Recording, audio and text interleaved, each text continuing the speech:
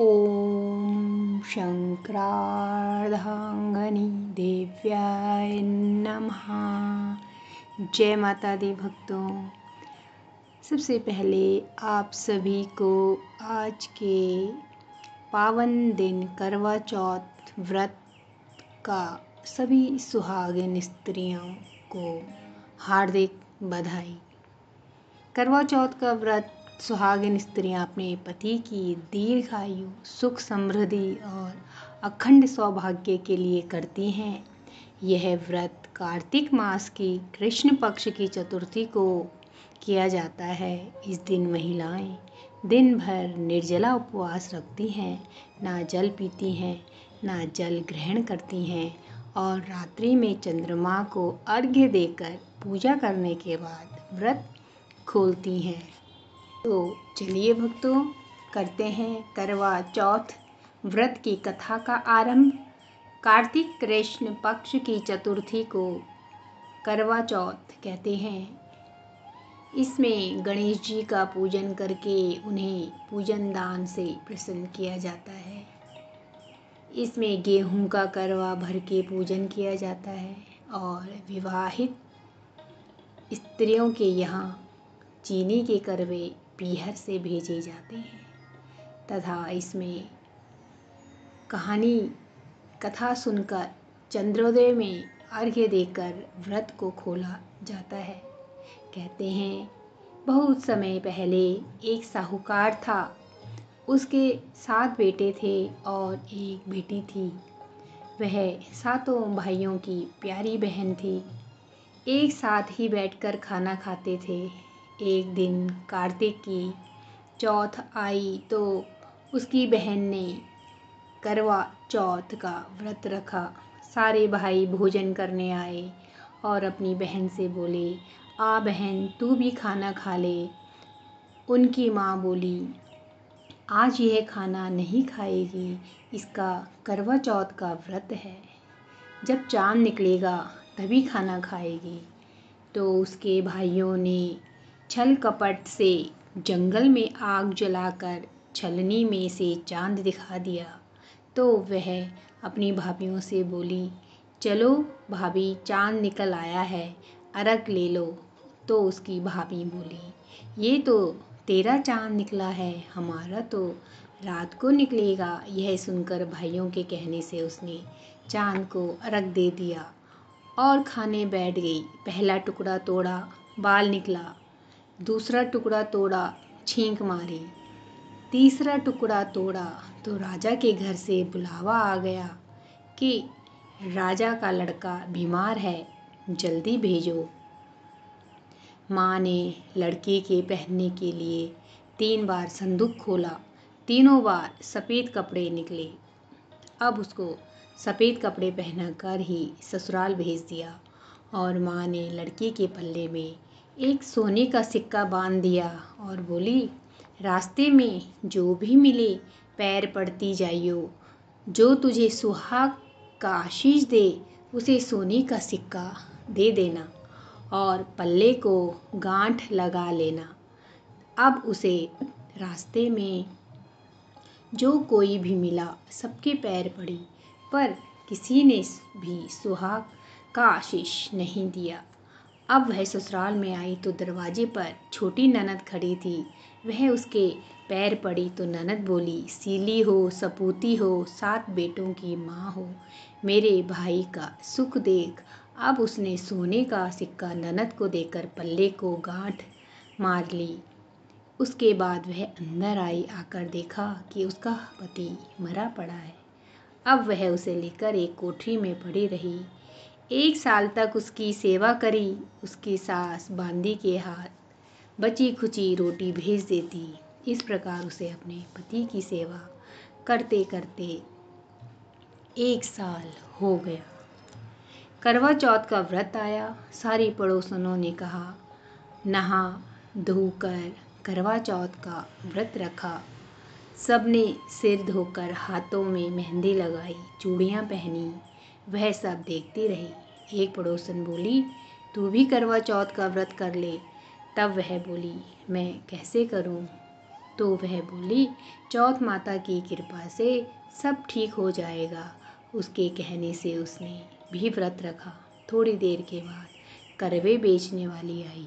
करवे लोरी करवे लो, भाइयों की प्यारी करवे लो। ए करवे वाली, मेरे को भी करवे दे जा। वह कहने लगी, मेरी दूसरी बहन आएगी, वो तेरे को करवे देगी। दूसरी आई, करवे लोरी करवे लो, भाइयों की प्यारी करवे लो। फिर वह बोली, ए करवे वाली, मेरे को भी करवे दे जा। तो वह बोली, मेरी तीसरी बहन आएगी, वो तेरे को करवे देगी।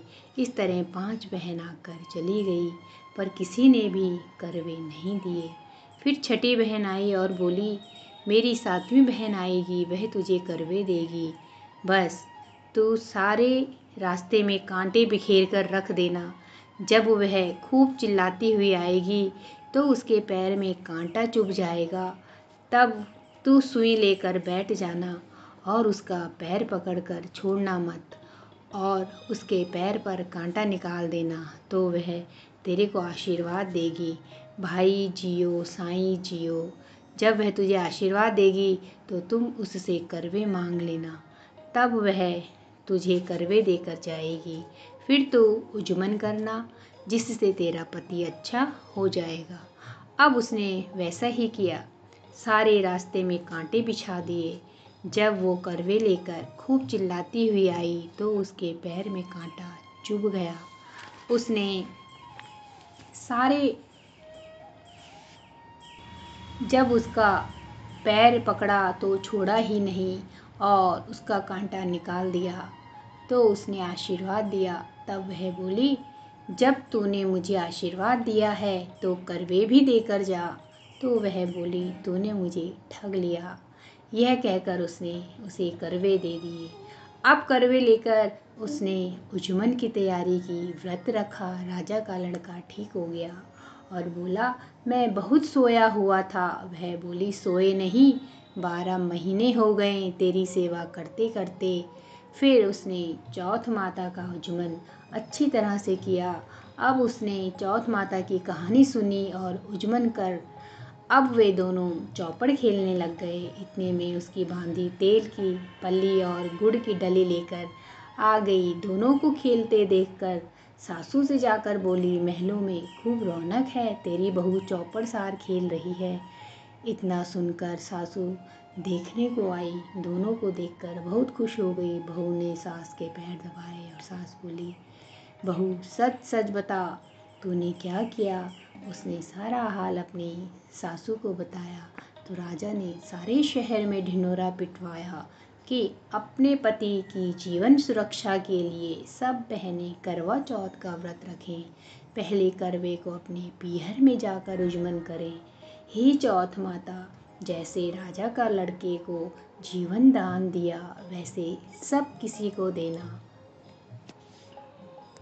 और भक्तों, इस प्रकार राजा के बेटे को जीवन दान मिला। थोड़ी सी भूल के कारण बहुत बड़ा कष्ट झेलना पड़ता है। और कहते हैं उसके बाद जब राजा का बेटा ठीक हुआ तो उसने भी कथा को सुना। और कहते हैं जब कथा सुन लेते हैं और चांद को जब अर्घ देते हैं तो ऐसा 7 बार बोलना चाहिए, चंदाए चंद्रवलिये चंदा आया बार में, उठ सुहागन अर्घ दे मैं बैठी थी बाट में।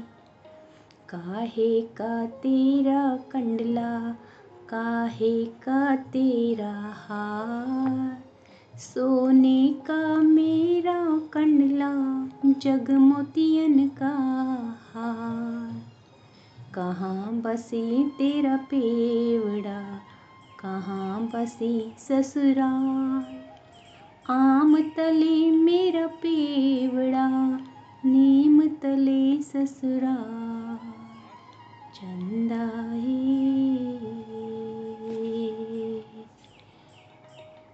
तो भक्तों, आपने श्रवण की आज की पावन कथा करवा चौथ।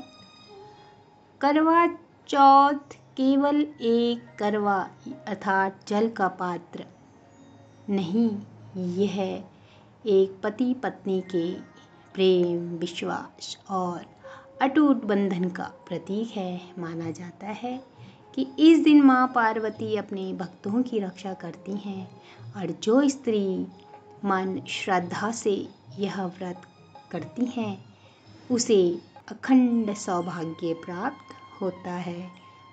जय माता दी भक्तों।